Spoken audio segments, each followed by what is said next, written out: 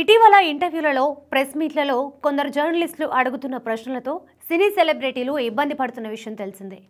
ఈ అంశంపై సోషల్ మీడియాలోనూ విమర్శలు వస్తున్నాయి. అయినప్పటికీ కొందరు తీరు మాత్రం మారడం లేదు.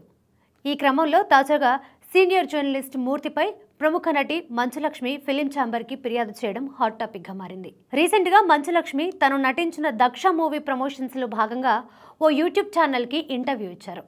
అయితే అందులో జర్నలిస్టు మూర్తి సినిమాకి ఏమాత్రం సంబంధం లేని ఆమె వయసు, డ్రెస్సుల గురించి ప్రస్తావించారు. 50 ఏళ్లకు దగ్గర పడుతున్న మీరు ఎందుకు ఇలాంటి డ్రెస్సులు వేసుకుంటున్నారు అని మూర్తి ప్రశ్నించారు. దీంతో మంచులక్ష్మికి చిర్రెత్తుకొచ్చింది. మహేష్ బాబుకి కూడా 50 ఏళ్ళు వచ్చాయి, నువ్వు షర్ట్ విప్పి ఎందుకు తిరుగుతున్నావని మీరు అడగగలరా? అలాంటిది ఒక ఆడపిల్లని ఎలా అడుగుతారు అంటూ దిమ్మ తిరిగే సమాధానం ఇచ్చారు. మరోవైపు ఈ ప్రశ్నకు సంబంధించిన క్లిప్ ప్రస్తుతం సోషల్ మీడియాలో వైరల్ అవుతోంది.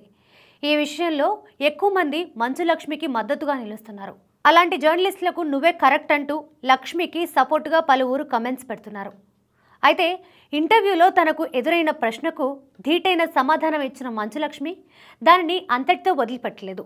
ఈ విషయాన్ని సీరియస్గా తీసుకున్న ఆమె తాజాగా జర్నలిస్ట్ మూర్తిపై ఫిలిం ఛాంబర్కి కంప్లైంట్ చేశారు. తన వయసు, వేసుకునే బట్టల గురించి ఇంటర్వ్యూలో అడిగిన ప్రశ్న తన గౌరవానికి భంగం కలిగించేలా ఉందంటూ ఫిర్యాదులో పేర్కొన్నారు. మూర్తి గారిపై గౌరవంతో ఇంటర్వ్యూ ఇచ్చానన్న ఆమె అది ఇంటర్వ్యూలా లేదు, అటాక్లా ఉందంటూ ఆవేదన వ్యక్తం చేశారు. సినిమా గురించి, దాని వెనుకున్న కష్టం గురించి మాట్లాడకుండా దుస్తుల గురించి మాట్లాడడం ఏంటని అసహనం వ్యక్తం చేశారు. జర్నలిస్టుల మీద నాకు గౌరవం ఉంది, కానీ ఇది జర్నలిజం కాదు, వైరల్ అవ్వడం కోసం చేసినట్లు ఉందని అభిప్రాయపడ్డారు. మేల్ డామినేషన్ ఉన్న ఇండస్ట్రీలో ఉన్నప్పటికీ ఎంతో కష్టపడి నిలదొక్కున్నాను.